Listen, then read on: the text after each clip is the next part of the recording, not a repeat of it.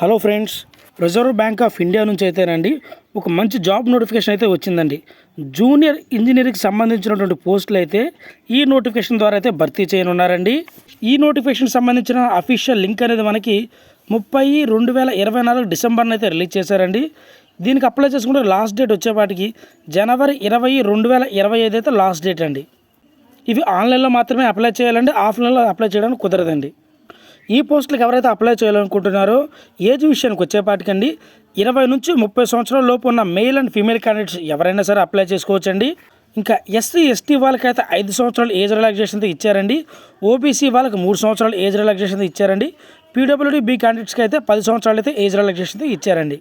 ఈ పోస్టులకి ఎవరైతే అప్లై చేయాలనుకుంటున్నారండి, సో దీని యొక్క ఎగ్జామ్ డేట్ వచ్చేపాటికండి ఫిబ్రవరి 8, 2025 అయితే ఉంటుందండి. సో స్క్రీన్ మీద చూపిస్తున్న విధంగా ఇంగ్లీష్ లాంగ్వేజ్ మీద అయితే 50 క్వశ్చన్లు 50 మార్కులకు ఉంటుందండి. అలాగే ఇంజనీరింగ్ పేపర్ 1, పేపర్ 2 అని 40 క్వశ్చన్లు 100 మార్కులకి అయితే ఉంటాయండి.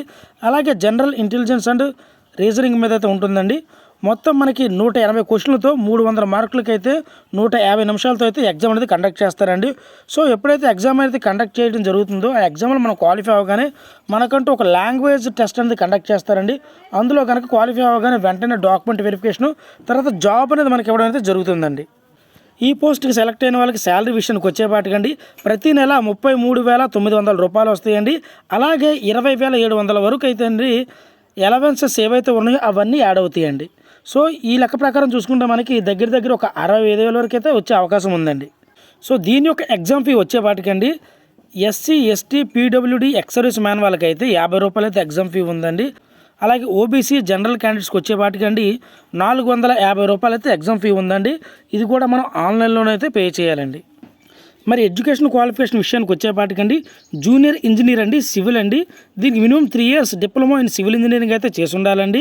అలాగే జూనియర్ ఇంజనీరింగ్ ఎలక్ట్రికల్ అండి, minimum 3 years of diploma in electrical or electronics engineering చేసిన వాళ్ళైనా సరే ఈ పోస్ట్కి అయితే అప్లై చేసుకోవచ్చండి.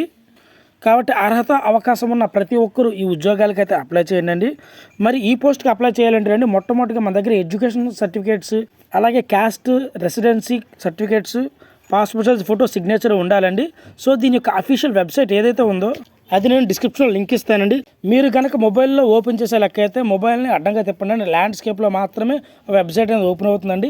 అందులోకి వెళ్ళగానే ఫస్ట్ మీరు రిజిస్టర్ అవ్వాలండి.